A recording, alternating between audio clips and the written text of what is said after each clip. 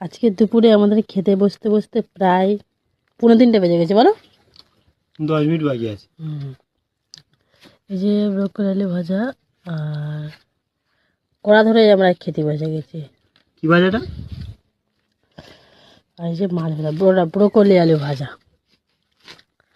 আর এই যে মাছের ঝোল। এটা ব্রোকলি? ভালো সেন্ট আছে এটা।